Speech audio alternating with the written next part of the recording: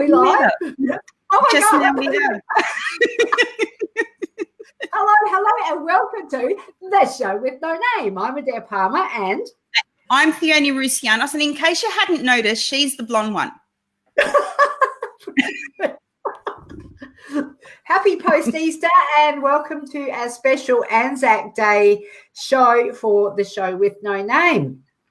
Yes, and it is an amazing... Pardon? I was just going to just introduce the show and just say why we are doing the show with no name. So, but like my Greek wife does, speak over with me. I shall mute myself so you can speak. Look at the size of my cup, hey? You'd be proud of me, honey.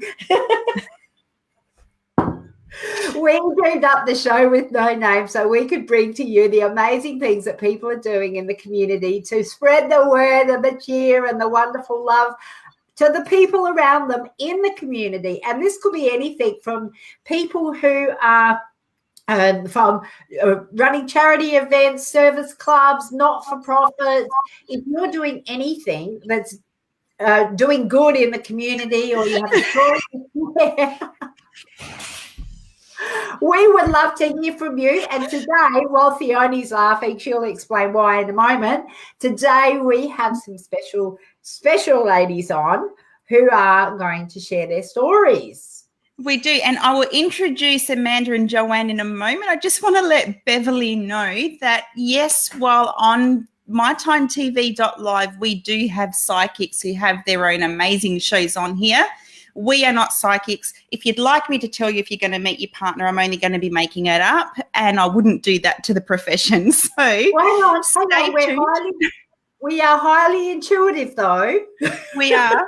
Stay tuned, though. Don't go away, because these ladies they've got an absolutely incredible story about their journey with autism, and for differing reasons. So hi, Jody. How are you going? Thank you for joining us, everybody. So we have today, this month is Autism Acceptance Month.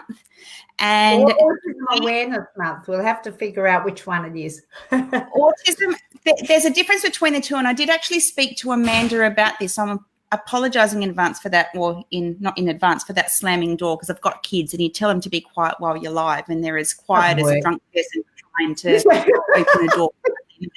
Trying to sleep at 4 o'clock in the morning, never done that. Never. Don't know how I came up with that analogy. I've never done it before. Now, Amanda will talk about, we did discuss this off air before the show, and the difference between acceptance and awareness, and why it's important to know the difference between the two. And I think it is a very important point to bring out. But we do have with us Amanda Porter. I'm just going to bring her up. So I'm warning you, Amanda, I'm bringing you up now. I don't warn Adair. If she's picking her nose or scratching her butt, she doesn't get the warning. So Amanda is the owner of Autism. Amanda is the owner of Autism Toolbox. She was diagnosed autistic as an adult at the age of 28. She's also a special needs educator and has 2 incredible sons who are also autistic. And now I just lost sorry about this. My mouse is so touchy. She has 2 incredible sons who are also autistic, and she has a passion in supporting autistic adults in finding their place in the world and supporting executive functioning skills. She's a member of, now, how do I say this? Autism. Oh, I thought it was a word. So Autism CRC alumni recently completing their Future Leaders program, which is absolutely incredible. Now, we also have Joanne here. Now, Joanne Blatchford, who happens to be Adair's sister. Hey, Joe. Or Yacht. It's a family show here. So Joanne also has an incredible story about being diagnosed as an adult. So Joanne was 52 when she was diagnosed with autism. She's now 52, was diagnosed at the age of 50 after recognising similar traits in herself to her son who was diagnosed at age 7. She's currently studying the Bachelor of Disability and Developmental Education at Flinders Uni and is a volunteer, program coordinator and board member of Absolutely Autism. She has found her tribe and has felt accepted and understood to a large degree by the autism community. Gaining a diagnosis of autism has embedded a strong sense of self and identity and has been validating. So now as an adult, now I think it's fair to say, it's fair to say, you can correct me if I'm wrong, but just going on, what I've seen around me. Now I just hit the wrong button. Here we go.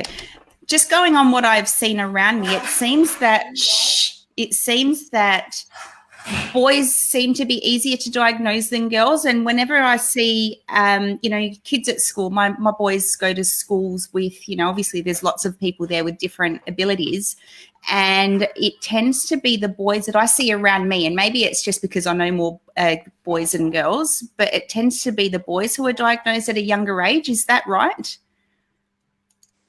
I think as the time progresses, I think we are seeing more girls being diagnosed, or boys that present more as females on the spectrum, being diagnosed earlier. I guess as research continues, we're becoming more aware that it is a spectrum. So everybody presents differently. But I guess traditionally, given that Joe and I were diagnosed later, that and I'm being very stereotypical here, but females are very good, no matter if you're autistic or not.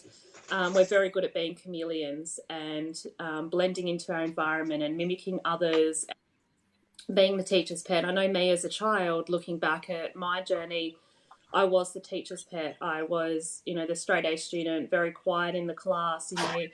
I wouldn't have stood out as being autistic in the classroom, whereas traditionally a lot of the boys are very, loud and boisterous and have their outward meltdowns, whereas, girls are very good at hiding their meltdowns as well. Yeah. Yeah, I see Joanne there nodding and she's like, yep, that was me. Nodding, Joe. Well, you two living together growing up as well, would you have seen the same traits in Joe Adair? Well, it's funny because Mum actually said Joanne was the perfect child. Not like me. She because it's all about me. Your mum's very intuitive. She said that Joanne was the perfect child, and actually Joanne was the one that my older sister and I used to fight over to look after, because she was actually she was so I don't know, Joanne, what it was like for you in your experience, but for me you were a really cool sister, because you were always calm. You weren't actually having meltdowns. So maybe it was what Amanda was saying, was that you process things differently, and I don't know. Perhaps you'd like to share. She's put us on the spot, hasn't she? I was going to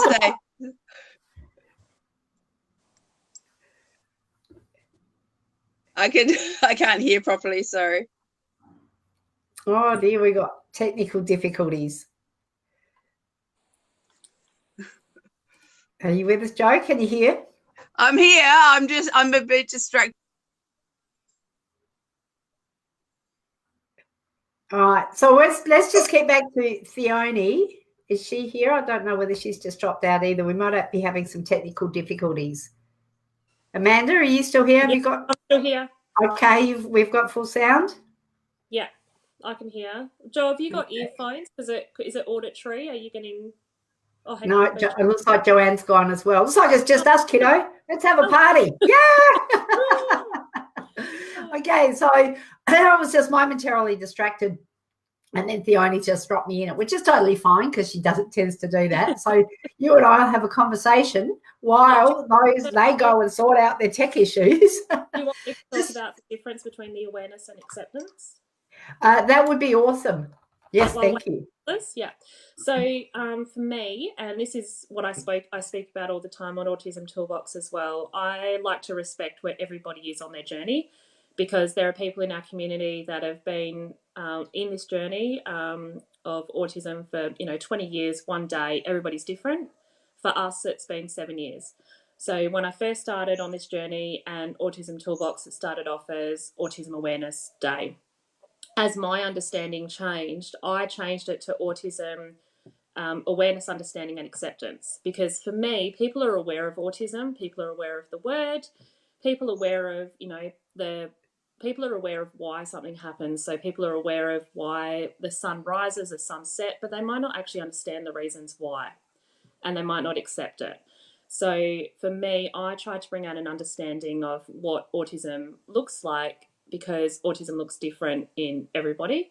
And I try to bring out acceptance of autism because I want people to accept us for us, not try to change us, not try to, I guess, cue our autism in a way, because we're out and proud autistics. So for us, it's about acceptance into the community as we are. And I think that's the further we can get the word out, I think the better, because it is. I love what you said. When it's out and proud, out and loud, out and these things. It is something that people, like you said, if they don't understand it, they quite often reject it or just make out it doesn't exist. And just we want everyone to be just like us, and I think that's something that we do all struggle with. And I love that you girls are willing and able to step up and and share your messages and your stories too, because like you said, it is such an individual thing for each person that you can never speak for anyone else. And in fact, that's probably true of a lot of things, or anything really. But I love the approach. If you're neurotypical, or as we call it now, holistic, you're not going to talk on behalf of the whole female community. You can only talk for yourself, and it's the same with us autistics. Like, we can only speak on behalf of ourselves. I think my biggest dream out there with the acceptance is that when a child or an adult is diagnosed, that doctors and specialists don't start off with "I'm sorry," because that straight away then makes the parents think that something is wrong with my child. And and then they go, I see it all the time. Like, people are jumping on, going, my child's starting to show signs of autism, and they're just really upset about it. So I want to, I grieve too. So I don't take away the grieving cycle. I grieve too when my older son was first diagnosed. But I mean, I look at the incredible things that my 11-year-old has done, in the whole 11 years that he's been on this planet, and he's accomplished more in 11 years than what other people do in their whole entire lifetime. Yeah. So it's actually seeing the positives and the strengths that lie within that and harnessing it. Yeah. So bringing out people's passions and special interest. So I think it's brilliant. I think the model that you use could be applied to human resources right across the board. Seriously, really. I just want to ask you a bit more about your autism toolbox, because I love that. It just sounds like I'm just going, oh, I want to open the lid and have a peek in and see what's in there. I think, the journey in itself has, I guess, changed, but the name has never changed. So when I first started off, because I'm a special needs educator, not practicing at the moment, but that's my background. So I've got a bachelor in education, junior primary, and I've got 2 masters in education, one in basic education and one in special needs. And I'm also a qualified counsellor as well. So when I first started off Autism Toolbox, my son had just been diagnosed at the age of 4. And I thought, what can I do to help and support families out there, given my education background? So Autism Toolbox started to be an educational platform to, I guess, in a way, sell educational products. And then because I started doing the markets, I went into more sensory products. But I've had a major decision recently that we're going to steer away from sensory products, because I'm not a qualified occupational therapist. So, and then when I was diagnosed, it sort of changed more into, I guess, a platform blog for myself to talk about what it's like to be an autistic female, and to inspire and educate other parents and other autistic adults that, even a diagnosis, don't ever let it stop you from achieving what you want to achieve. Like, I wasn't diagnosed, I was 28, as I said in the intro. So I was diagnosed later, and I wasn't diagnosed till after I'd already finished my bachelor, already started working, but I stopped teaching 18 months in. But I want to show other females that anything is possible. Like, I've got a partner now. I run 3 successful businesses. I finished 4 degrees. I've got 2 beautiful children. and hopefully planning our third at the moment, run a household. I do everything that other people do out there, even though, some days, yes, I do have my challenges and I do lack my spoons and my executive functioning is not the best. You don't want to see my kitchen table at the moment. But I want people out there to sort of see that, anything is possible. And my big passion is to show people strategies on how to use their autism as a tool and, use their passions, but to support people in being able to do, I guess, everything. I'm trying to maintain a household and a carer for 3 people with my dad as well. But, I organise myself with systems and strategies to manage and support myself to be able to successfully do all of that. And that's what I want to teach other people. So I guess in a way, Autism Toolbox has changed over the last 7 years. But that's the direction that it's heading now. So hopefully, I'm in the process of writing 2 books as well. So hopefully that will be launched in 2020 in being able to support adults and parents and carers to raise teenagers. I think that's a big one. We're supporting them through puberty and executive functioning, and then to support adults to be able to support themselves in the adult world, because unfortunately we do live in a neurotypical world that we still need to take our children to their extracurricular activities, manage schoolwork, manage cooking, manage a household, cleaning, organising. There's just so much we can do.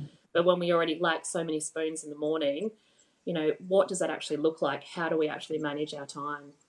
So what does that, I'll see Fiona's back. Thanks for joining us, Fiona. And I've got my morning voice on. I've either had too much coffee or not enough. That's what happens when you get caffeinated. So I'm just really curious. We've lost Joanne and Steph. We haven't found. But I just want to ask you, what is the best way? You're saying autism acceptance and autism awareness. So I sort of understand, like, you're sharing your story about us being aware. You're giving us a little snapshot into your life and what that might look like, about the things that you're doing, the way that you're, even sharing about your family life, which is amazing. So thank you for sharing. Yeah. In terms of accepting and having people that are on the spectrum know that they're being accepted, from a standpoint of how we interact, is there any tips or tools that you could give people that are, do you call us, non-autistic, or, Yeah. So when we talk about non-autistics, the 2 words that I guess we sort of use is neurotypical. Neurotypical. Okay. Neurotypical, or we're also steering to allistic at the moment. So ALLTIC, because we've all got neurodiversity. So neurodiversity is talking about how the brain works. So not everybody that's neurodiverse is autistic. So we're sort of steering towards this neurodiversity term at the moment, that our brain is working differently. So that's about holistic rather than neurotypical. But that's sort of how, I guess in a way language changes all the time. We develop different understandings for different words. When I first started on my autism journey, it was autistic and non-autistics, and it was people with special needs, whereas now we change it and that we're autistic. So it's just, language is changing all the time as we develop our our understanding about the world around us, and that happens in all areas of life.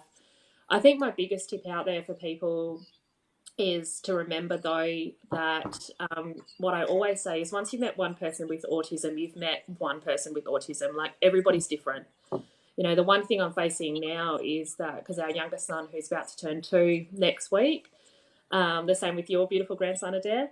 Yes, that's right. Yeah. So we're going through the process now of having him diagnosed.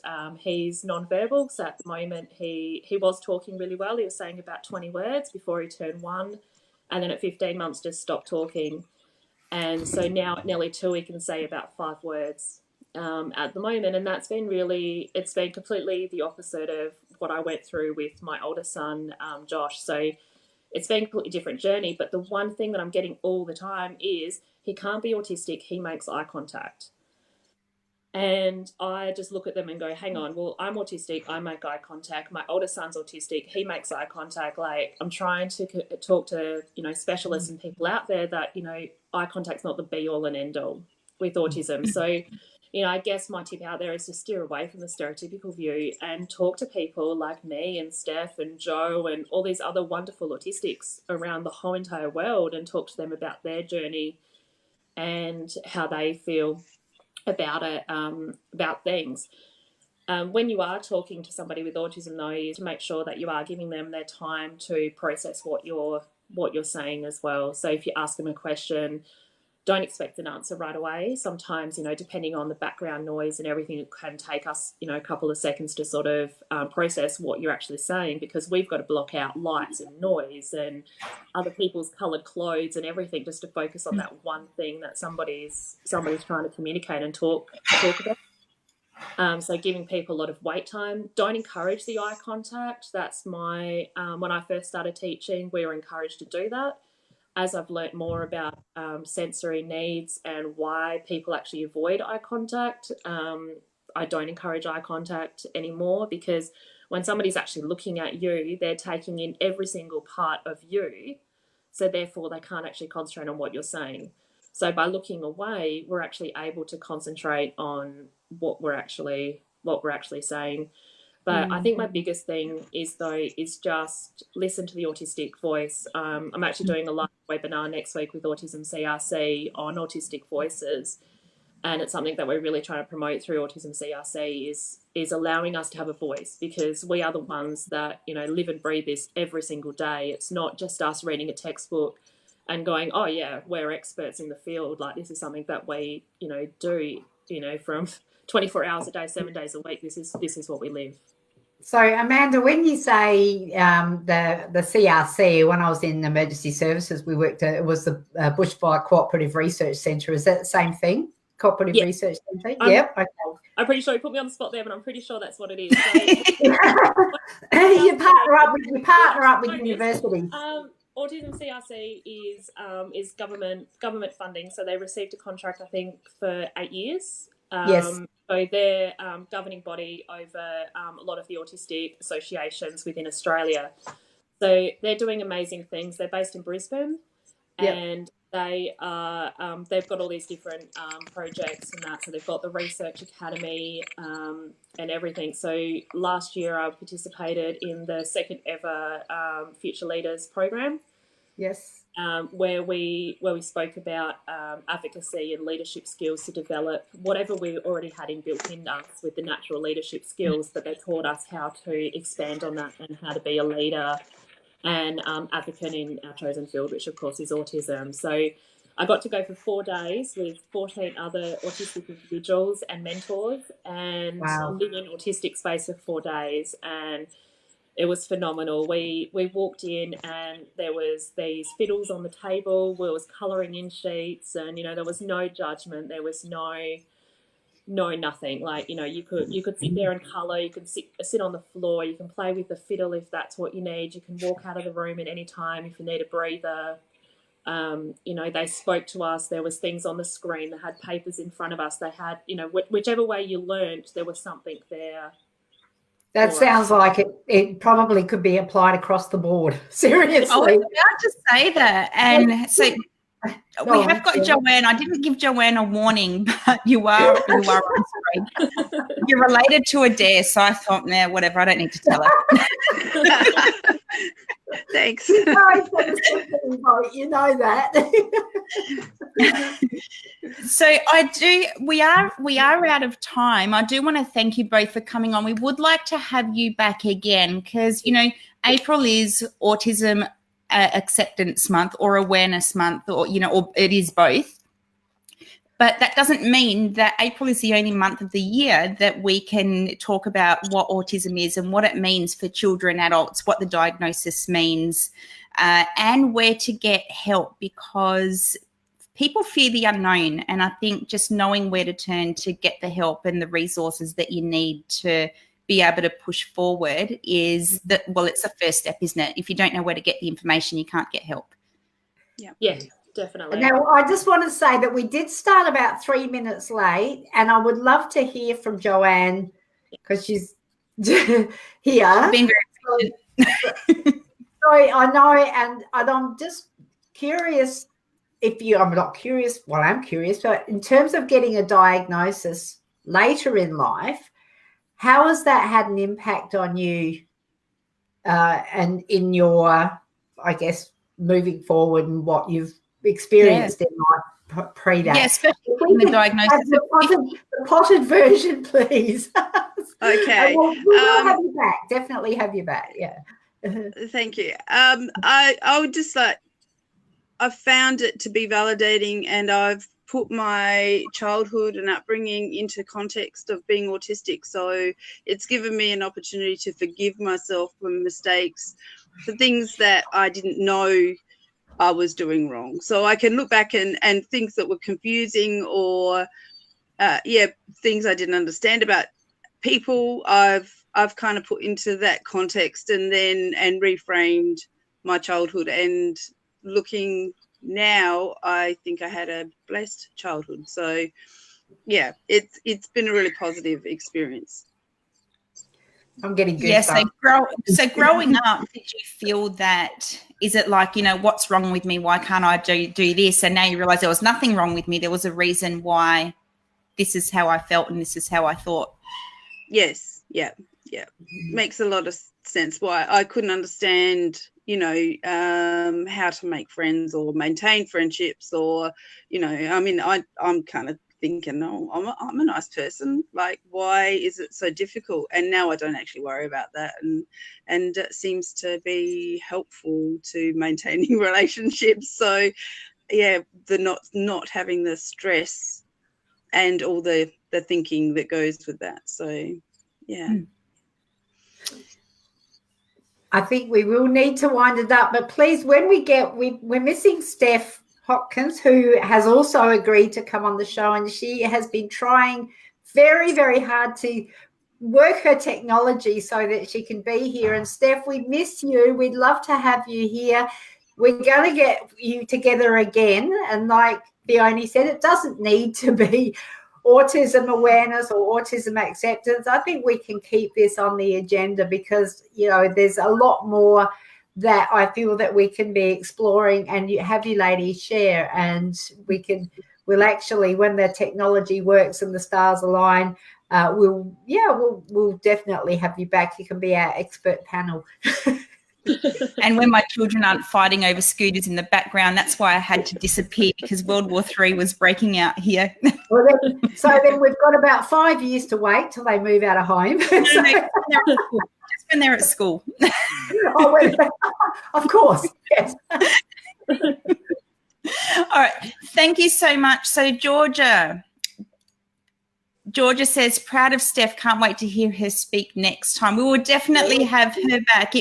Steph did everything she could to try. I don't think it wasn't her. It was just technology. Sometimes technology gets the better of us and we just have to work with what we've got. So we will definitely have Steph back and hear her story as well, because we don't need to stick to just apron. I know we were talking about this last year. We interviewed you as well, Amanda, and we said that, it doesn't need, acceptance needs to be a year-round thing, and people need to be aware, because it is the unknown people fear.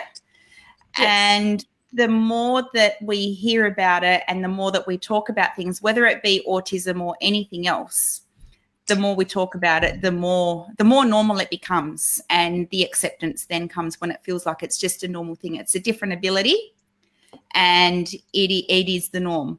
It's not, Yeah, totally. All right. Don't go anywhere, ladies. We just need to drop you down in the lobby. Don't go anywhere unless technology fails you and it drops you out. So it all worked out the way it was supposed to. I would have loved to have had Steph on, but if she was on, the three of them would have been left talking without me today. So I think it worked out the way it was supposed to and the way it needed to. It is what it is, and that's okay. So we don't ever get stressed out when these things don't go to plan, because there's no point. No. The best laid plans always come unstuck. So if you are with us from anywhere in the world, welcome. We are broadcasting out through My Time TV and through the Binge Networks TV to over 50 channels of TV on demand. So welcome to everybody. We are originating on Facebook, obviously, but we are the show with no name, and I'm Adair Palmer, and I'm Theone Rousianos, and until next week, same time, same place next week, so 9:30 Australian Central Standard Time. On Thursday next week, we will see you same place. mytimetv.live. Bye.